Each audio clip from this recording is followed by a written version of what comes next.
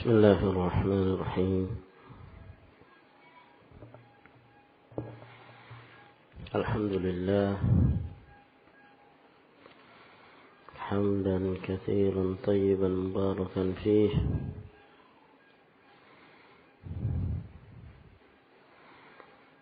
كما يحب ربنا ويرضاه، وأشهد أن لا إله إلا الله وحده لا شريك له،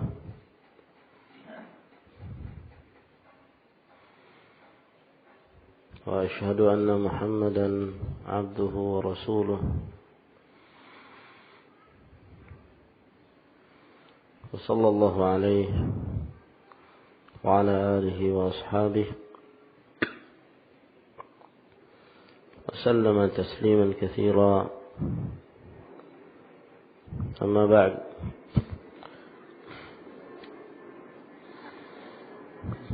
Telah terdahulu kita telah memasuki sebagian dari pembahasan al-marfu', bahwa yang dimaksud dengan marfu' adalah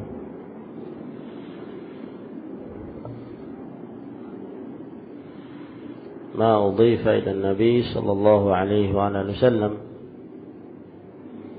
mencakup perkataan, perbuatan, takrir, sifatun khuluqiyah atau khalqiyah. Maka apabila ada satu riwayat yang disandarkan kepada Rasulullah sallallahu alaihi wasallam, maka hadis tersebut dihukumi marfu'. Hadis yang marfu', apakah dia sahih atau dhaif?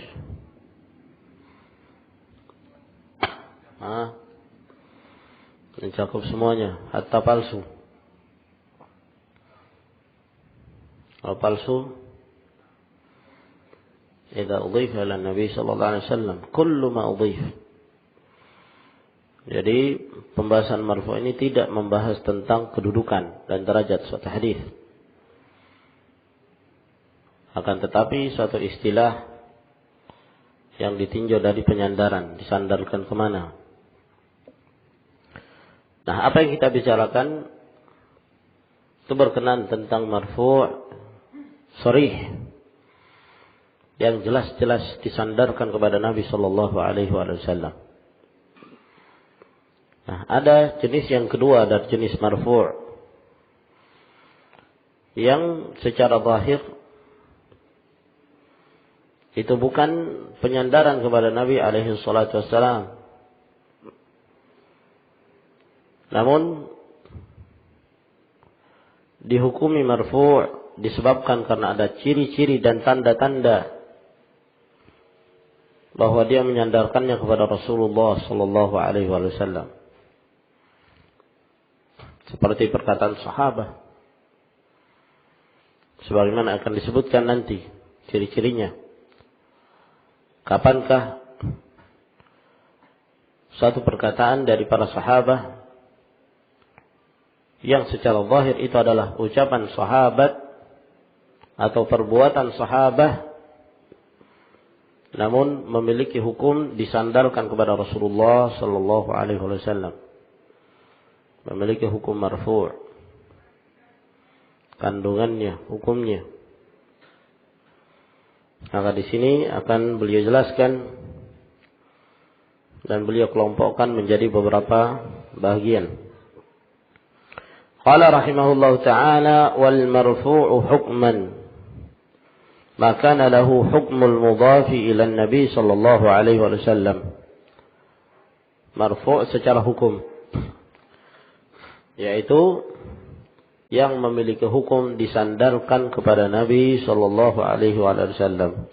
Wa huwa anwa'un, dan ini ada beberapa jenis.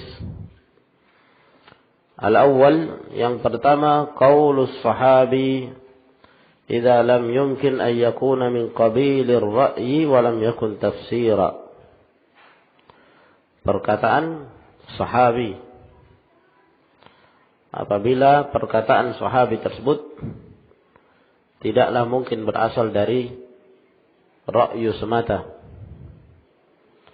dan tidak berbentuk sebagai penafsiran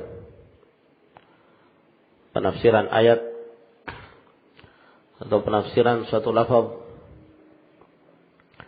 dalam bahasa Arab. Wala ma'rufan qailuhu bil akhdhi 'anil israiliyat, dan tidak ma'ruf yang mengatakannya itu bahwa dia pernah mengambil khabar-khabar dari al-israiliyat, dari Bani Israel. Yang dimaksud dengan kisah-kisah Israiliyat yaitu apa yang dinukilkan dari berita-berita umat-umat terdahulu, bukan dari jalurnya Rasulullah sallallahu alaihi wasallam. Sebab kalau dari jalurnya Rasulullah sallallahu alaihi wasallam tidak dinamakan Israiliyat. Itu hadis dari Nabi sallallahu alaihi wasallam. Namun dinamakan Israiliyat apabila seseorang meriwayatkan sesuatu dari cerita-cerita umat-umat terdahulu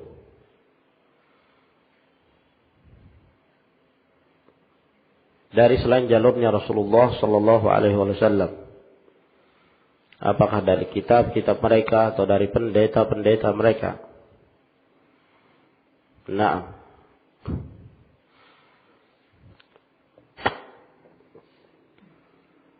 maka inilah yang disebutkan dengan al-Israiliyat. Maka perkataan sahabi dihukumi marfu' dalam artian kandungannya disandalkan kepada Rasulullah sallallahu alaihi wasallam. Asy-Syaikh Ibnu Utsaimin rahimahullah taala menyebutkan 3 persyaratan. Syarat yang pertama, la majala lirra'yi fihi. Tidak ada bagian seseorang untuk berbicara dengan menggunakan ra'yu. Yang kedua, walam yakun tafsira, dan tidaklah berbentuk penafsiran dari satu lafaz dan yang semisalnya, seperti Az-Zuhri rahimahullah ta'ala ketika beliau menafsirkan perkataan Aisyah, at-tahannuth,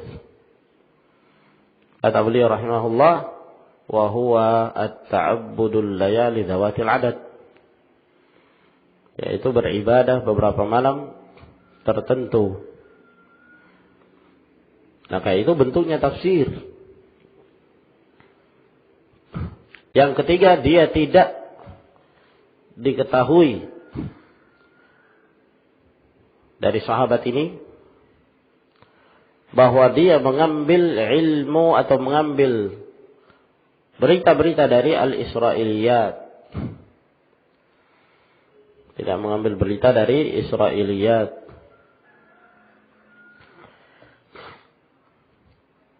Nah, apabila terpenuhi 3 persyaratan ini, maka dihukumi hadis seorang sahabi sebagai hadis yang marfu'. Hukman. Walaupun tidak sharih, namun dihukumi marfu'. Mithlu an yakuna khabaran an ashratis sa'ah, seperti pengkhabaran tentang tanda-tanda hari kiamat. Au ahwalil qiyamah, ataukah tentang kondisi hari kiamat. Awil jaza, atau hari pembalasan. Nah, dengan syarat sempurna 3 persyaratan ini. Fa in kana min qabilir ra'yi fa huwa maquf. Kalau ternyata ada ra'yu yang bisa masuk ke dalamnya, yakni ada kemungkinan dia mengeluarkan ucapan tersebut dari ra'yu, maka itu mauquf, tidak bisa disandarkan kepada Rasulullah sallallahu alaihi wasallam. Mungkin beliau sedang beristihad, sahabat ini.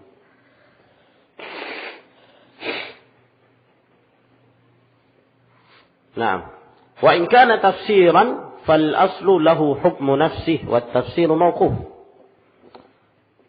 Kalau berkenan tentang tafsir, maka asalnya hukum tafsir itu sendiri. Tafsir itu mauquf. Ya.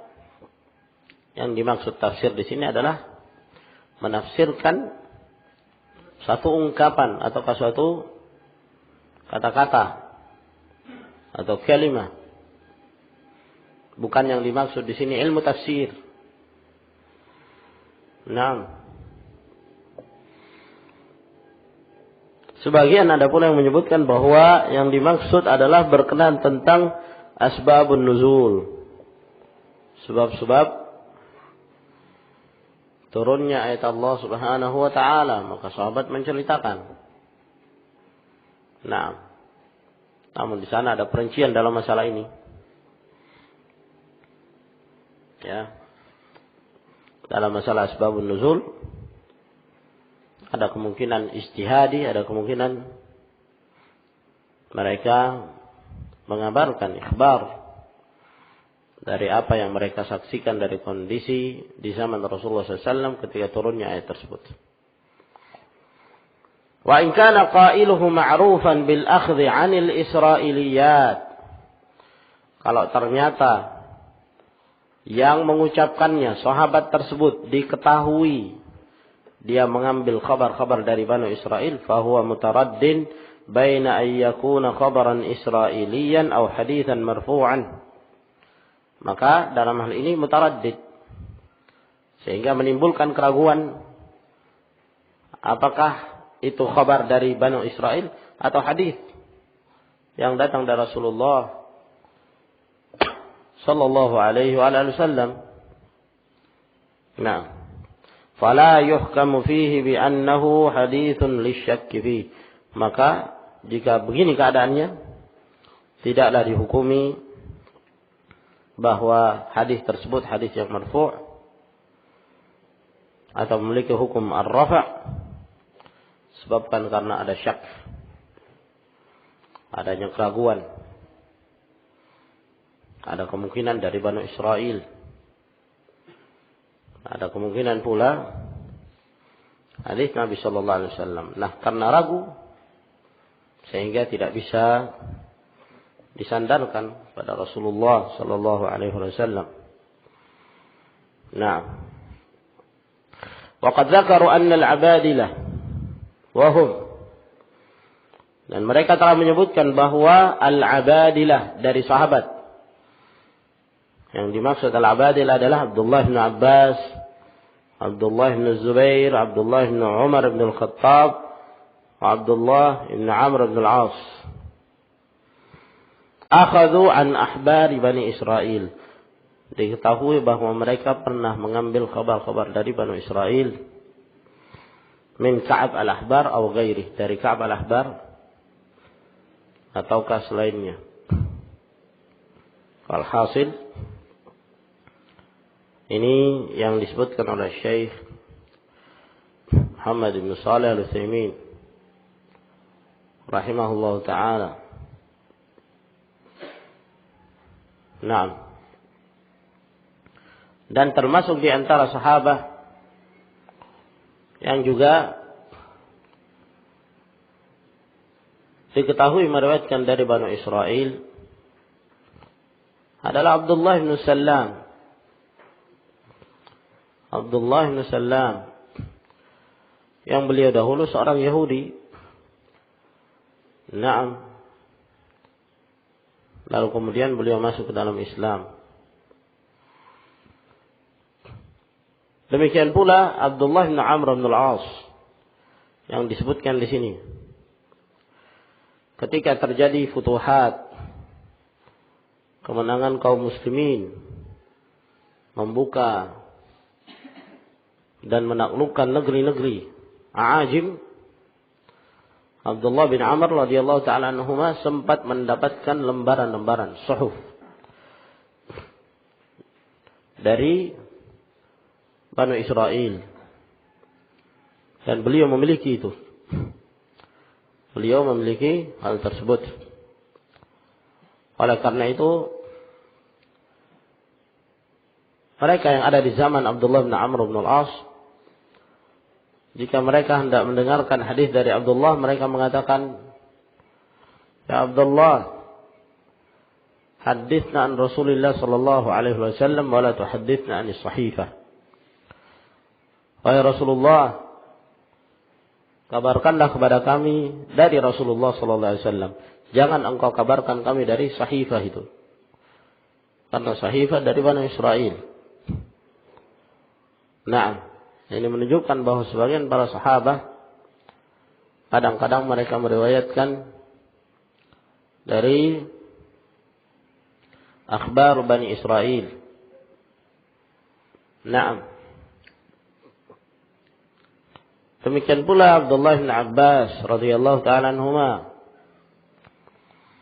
Walaupun ada disebutkan dalam riwayat Al-Imam Muslim rahimahullah bahwa Ibnu Abbas meriwayatkan ketika Allah Subhanahu wa taala menciptakan langit dan bumi dalam tempo 7 hari. Dalam tempo 7 hari. Para ulama membantah. Bahkan Al-Imam Al-Bukhari rahimahullah ta'ala secara tegas mengatakan, ini bukan dari Rasulullah SAW. Ini dari Ka'ab al-Ahbar. Dari Ka'ab al-Ahbar. Dan beliau tidak mengambil dari Rasulullah SAW. Tambah lagi ini bertentangan dengan firman Allah Subhanahu wa ta'ala yang menyebutkan bahwa Allah Subhanahu wa ta'ala menciptakan langit dan bumi dalam tempo 6 hari. Nah, walhasil sebagian sahabat mengambil. Namun apakah dengan sebab mereka mengambil dari Bani Israel sehingga apabila mereka mengucapkan satu ucapan atau perkataan maka langsung dihukumi bahwa kita tidak bisa memastikan, kita menolaknya. Sementara mereka pun kebanyakan yang ada pada mereka adalah hadis-hadis Rasulullah sallallahu alaihi wasallam. Sehingga syarat yang disebutkan oleh beliau rahimahullah ta'ala mengambil dari Bani Israel tidak secara mutlak diterima. Sebagaimana dijelaskan oleh Muhammad bin Ismail As-Sun'ani rahimahullah ta'ala dalam kitabnya Tawdihul Afkar, bahwa walaupun dikenal sebagian mereka mengambil akhbar dari Bani Israel, namun dilihat bukankah mereka lebih lama hidup bersama Rasulullah sallallahu alaihi wasallam. Mereka hidup bersama Rasulullah alaihi salam. Mereka banyak meriwayatkan hadis-hadis dari Rasulullah sallallahu alaihi wasallam. Lalu kemudian adanya sebahagian kecil dibandingkan hadis-hadis yang mereka riwayatkan. Ada sebagian kecil mereka mungkin mengambil dari akhbar Bani Israel. Apakah dengan sebab itu maka ditolak semua apa yang mereka katakan dengan alasan bahwa ada taraddud? Ada taraddud. Ada keraguan. Nah, apakah itu ucapan Rasulullah sallallahu alaihi wasallam atau bukan? Sehingga dalam hal ini tentunya walaupun diketahui mereka mengambil, namun itu jarang. Dan itu sedikit. Yang dilihat al-ghalib, kebanyakannya mereka mengambil dari Rasulullah sallallahu alaihi wasallam. Sehingga apabila para sahabat mengucapkan satu perkataan yang tidak ada ra'yu padanya, tidak mungkin dia berbicara dari ra'yunya kemudian tidak berbentuk tafsir, maka asal hukumnya dihukumi marfu' hukman. Dihukumi marfu' hukman. kecuali apabila ada qara'in. Kecuali apabila ada qarinah yang menunjukkan bahwa mereka meriwayatkan hal tersebut dari Banu Israel. Kalau tidak ada qarinah, maka hukum asalnya wallahu a'lam bis-shawab dihukumi marfu' hukman. Oleh karena itu para ulama masih saja menerima penjelasan Ibn Abbas radhiyallahu taala anhuma ketika beliau menjelaskan tentang firman Allah Subhanahu wa taala, wasi'a kursiyyuhu as-samawati wal ardh. Maka beliau mengatakan bahwa al-kursi huwa mawdi'ul qadamain. Al-kursi mawdi'ul qadamain. Nah, tempat kedua kaki Allah Subhanahu wa taala. Dan ini tidak mungkin ra'yu berbicara padanya. Dan ini bukan bentuk penafsiran terhadap satu kata dalam bahasa Arab.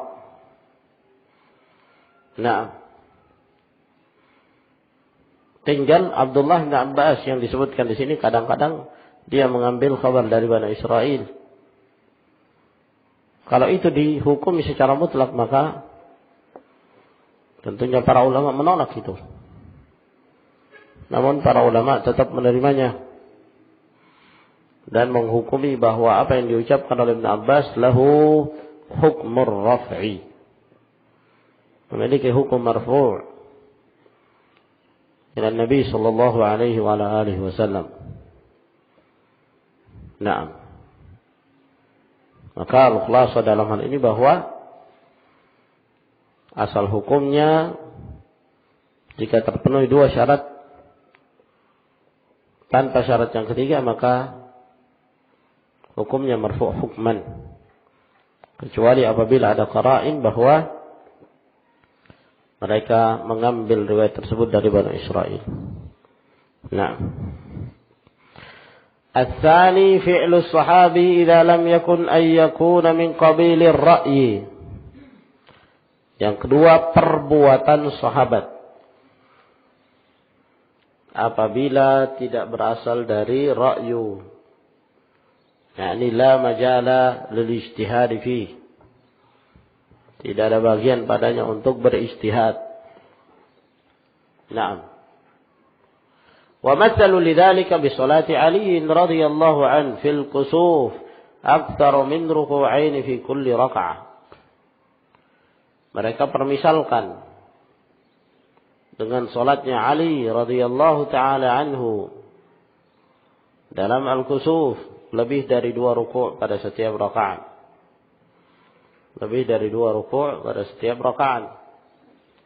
Padahal riwayat-riwayat yang masyhur yang diriwayatkan oleh Bukhari dan Muslim yang datang dari Nabi sallallahu alaihi wasallam, pelaksanaan salatul kusuf hanya 1 kali. Dan yang warid adalah mereka, yakni Rasulullah sallallahu alaihi wasallam, dalam 1 rakaat beliau ruku' 2 kali. Berdiri, ruku', berdiri, ruku' lagi, berdiri, baru sujud. Ini yang sabit, ini yang masyhur. Ada beberapa riwayat yang menyebutkan bahwa Ali bin Abi Thalib radhiyallahu taala an itu ruku' lebih dari 2 kali dalam 1 rakaat. Dan itu disebutkan dalam Sahih Al-Imam Muslim rahimahullah ta'ala. Sementara kejadian kusuf hanya sekali. Nah, kalaulah hadis ini sahih, ya mungkin saja bisa jadikan sebagai dalil. Dalam artian apa yang dikerjakan oleh Ali bin Abi Thalib radhiyallahu ta'ala anhu untuk salatul kusuf 1 rakaat lebih dari 2 ruku', ini dari ijtihad, ini dari marfu' hukman, karena tidak mungkin dari ijtihad beliau. Ya, af'alus salat tauqifiyah harus disandarkan pada Rasulullah sallallahu alaihi wasallam. Akan tetapi hadis ini pun muntaqad. Hadis ini dikritik oleh para ulama dan mereka mendhaifkannya bahwa tidak ada hadis-hadis yang sahih yang datang dari Rasulullah sallallahu alaihi wasallam yang menjelaskan tentang salatul kusuf, kecuali yang diriwayatkan adalah pada satu rakaat ada 2 ruku', tidak melebihi itu.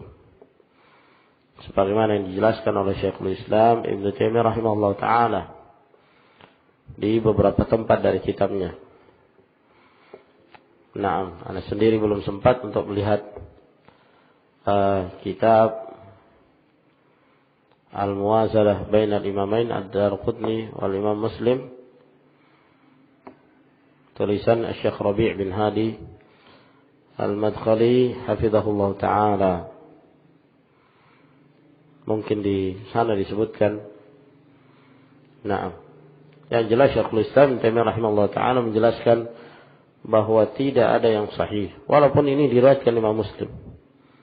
Namun ini termasuk hadis yang mendapatkan kritikan dari para ulama. Nah,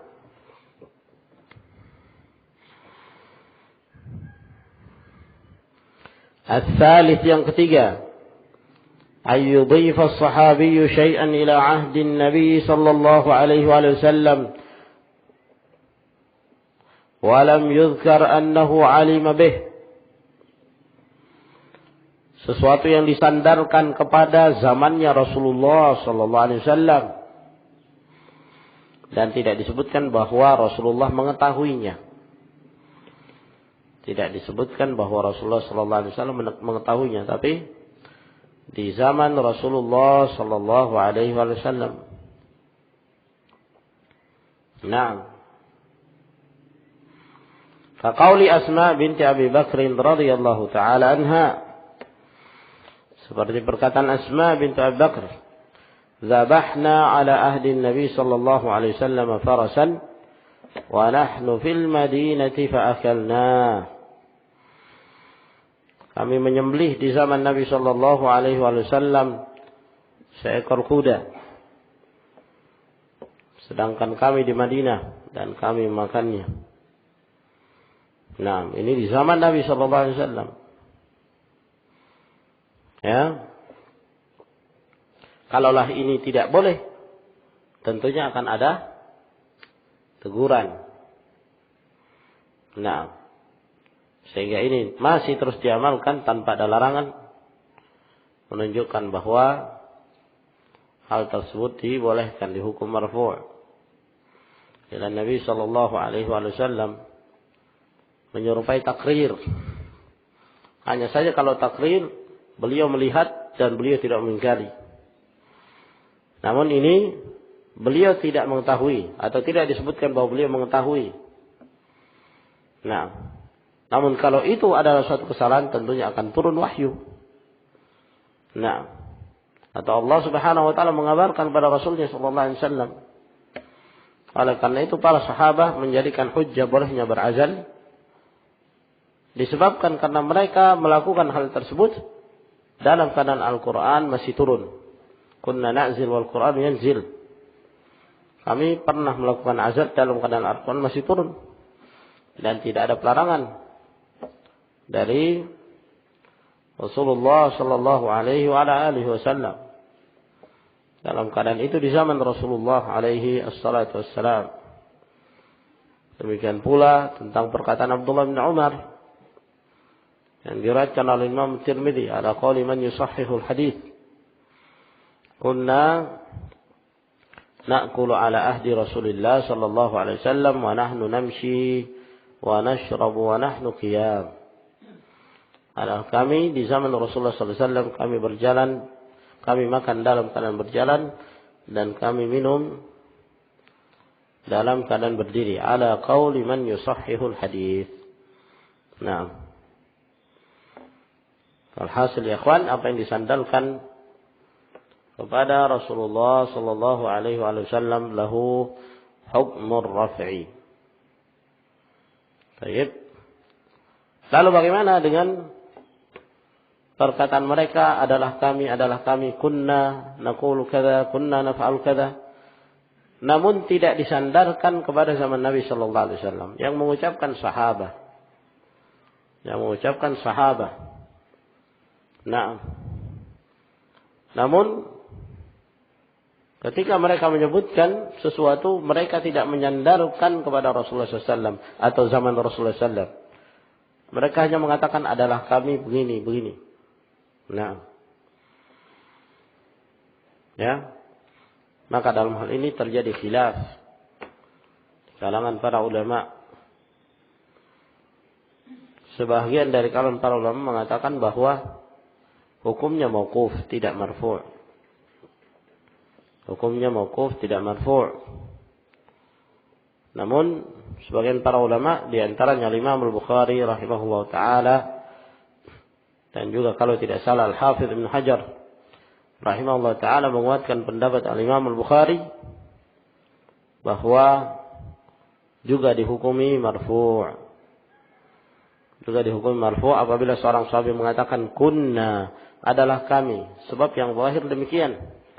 Ketika mereka mengatakan adalah kami, maksudnya ya di zaman Rasulullah sallallahu alaihi wa ala alihi wasallam.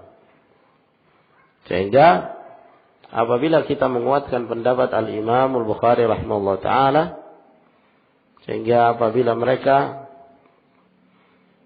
cukup mengatakan adalah kami, untuk suatu hari kami, yang mana mereka mengabarkan tentang sesuatu yang lampau, apakah mereka menyandarkan atau mereka tidak menyandarkannya kepada Rasulullah sallallahu alaihi wasallam, maka dihukumi marfu'. Di antara perkara ini apa yang diriwayatkan oleh Imam Al-Bukhari rahimahullah taala dari hadis Sahal bin Sa'ad, ketika Sahal bin Sa'ad mengatakan kanu yu'marun ay yada'a ar-rajulu yadahu al-yumna 'ala yadihi al-yusra fi shalah. Adalah mereka. Siapa mereka? As-sahabah. Tidak disandarkan kepada zaman Nabi SAW. Adalah mereka diperintahkan agar kemudian seorang itu meletakkan tangan kanan di atas dan kiri dalam salat. Berkata yang meriwayatkan dari Sa'al bin Sa'ad, wala a'lamuhu illa annahu yanmi dzalika ila Nabi SAW. Saya tidak mengetahui melainkan dia menyandarkannya kepada Rasulullah sallallahu alaihi wa ala alihi wasallam. Nah. Ya. Dan di sini tidak disandarkan kepada zaman Nabi sallallahu alaihi wasallam, hanya disebutkan kanu, adalah mereka.